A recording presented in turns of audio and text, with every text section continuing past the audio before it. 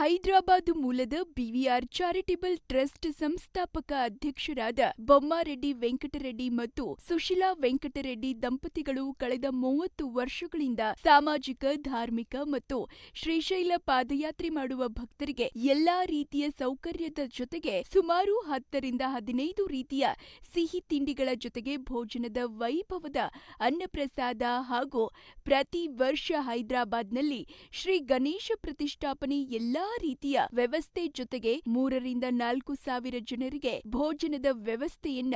ಆಂಧ್ರಪ್ರದೇಶದಾದ್ಯಂತ ಮಾಡುತ್ತಾ ಬಂದಿದ್ದಾರೆ. ಈ ಸಂಸ್ಥೆಯು ಅದರಂತೆಯೇ ಈ ವರ್ಷ ಬೆಳಗಾವಿ ಜಿಲ್ಲೆಯ ರಾಮದುರ್ಗ ತಾಲೂಕಿನ ಬಣ್ಣೂರು ಗ್ರಾಮದಲ್ಲಿನ 21ನೇ ವರ್ಷದ ಶ್ರೀ ಗಣೇಶ ಪ್ರತಿಷ್ಠಾಪನೆಯ ನಿಮಿತ್ತವಾಗಿ ನಮ್ಮ ಉತ್ತರ ಕರ್ನಾಟಕದ ಪ್ರಸಿದ್ಧ ಊಟ ಹೋಳಿಗೆ, ತುಪ್ಪ, ಶಿರಾ, ಸಜ್ಜಿ ರೊಟ್ಟಿ, ಎಣ್ಣೆಗಾಯಿ ಜೊತೆಗೆ ಮೃಷ್ಟಾನ್ನ ಭೋಜನದ ವ್ಯವಸ್ಥೆ ಕಲ್ಪಿಸಿದ್ದರು. ಬಣ್ಣೂರು ಸೇರಿದಂತೆ ಸುತ್ತಮುತ್ತಲಿನ ಗ್ರಾಮದ ಭಕ್ತರು ಸಾರ್ವಜನಿಕ ಗಣೇಶ ಕಮಿಟಿಯ ಅನ್ನಪ್ರಸಾದ ಸೇವಿಸಿ ಆ ಪುಣ್ಯಾತ್ಮರಿಗೆ ಭಗವಂತ ಸದಾಕಾಲ ಆರೋಗ್ಯ, ಐಶ್ವರ್ಯ ಕೊಟ್ಟು ಅವರನ್ನ ಕಾಪಾಡ್ಲಿ ಅಂತ